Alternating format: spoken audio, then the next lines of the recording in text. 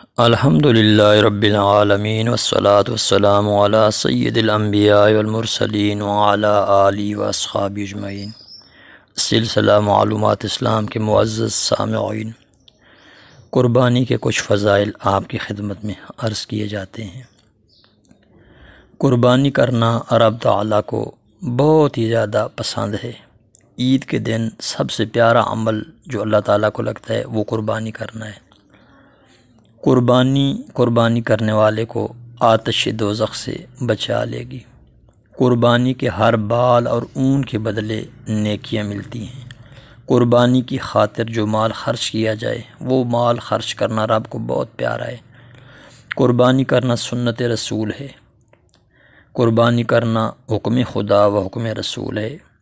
قربانی سے بندہ خدا تعالیٰ کا قرب اور رسول پاک صلی اللہ علیہ وسلم کی خوشنودی پا لیتا ہے۔ قربانی کرنا سنت صحابہ، سنت آل بیت، سنت اولیاء، سنت علماء اور سنت مسلمین ہے۔ حدیث پاک میں آیا ہے کہ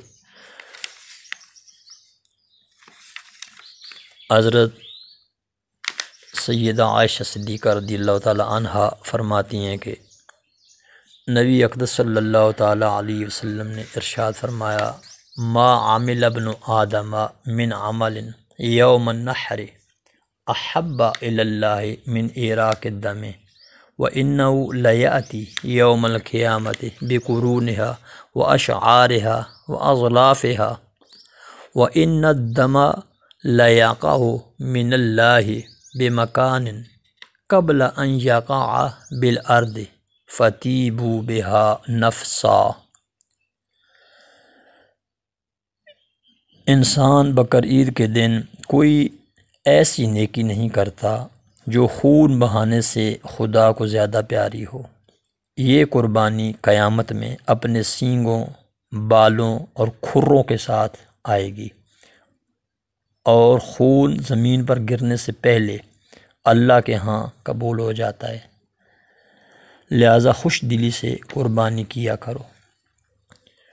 اور ابن عمر رضی اللہ تعالیٰ عنہما فرماتے ہیں کہ اقام رسول اللہ صلی اللہ علیہ وسلم بالمدینۃ 10 سنین یضحی۔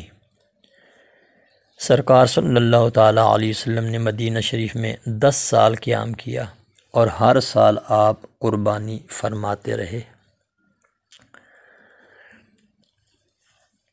حضرت زید بن ارقم رضی اللہ تعالیٰ عنہ سے روایت فرماتے ہیں کہ نبی پاک صلی اللہ تعالیٰ علیہ وسلم کے صحابہ کرام نے حضور پاک صلی اللہ تعالیٰ علیہ وسلم سے عرض کیا، یا رسول اللہ ما هذه الاضاحی؟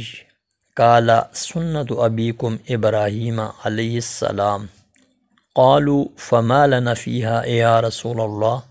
قال بکل شعرۃ حسنہ۔ قالوا فالصوف یا رسول اللہ؟ قال بکل شعرۃ من الصوف حسنہ۔ یا رسول اللہ یہ قربانیاں کیا ہیں؟ فرمایا تمہارے باپ ابراہیم علیہ السلام کی سنت۔ عرض کیا ان میں ہمیں کیا ملے گا؟ فرمایا ہر بال کے عوض نیکی۔ عرض کیا اون یا رسول اللہ؟ فرمایا اون کے ہر بال کے عوض نیکی۔ حضرت جابر رضی اللہ تعالیٰ عنہ فرماتے ہیں، ذبح النبی صلی اللہ علیہ وسلم یوم الذبح کبشین اقرنین املحین موجوعین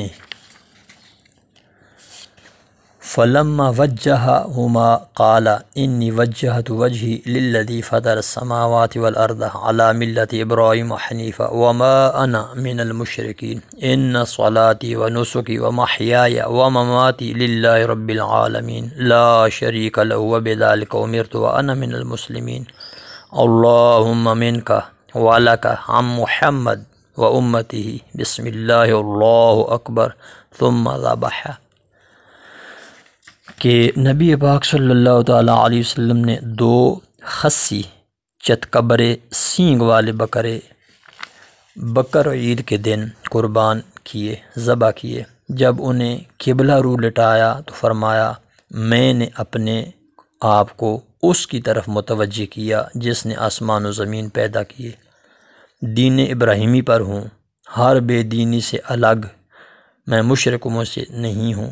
یقیناً میری نماز، میری قربانی، میری زندگی اور میری موت رب العالمین کے لیے، اس کا کوئی شریک نہیں، مجھے اسی کا حکم ملا اور میں مطیعین سے ہوں۔ الہی یہ تجھ سے ہے، تیرے لیے ہے، محمد اور ان کی امت کی طرف سے۔ پھر تکبیر پڑھی، بسم اللہ اللہ اکبر، پھر ذبح فرمایا۔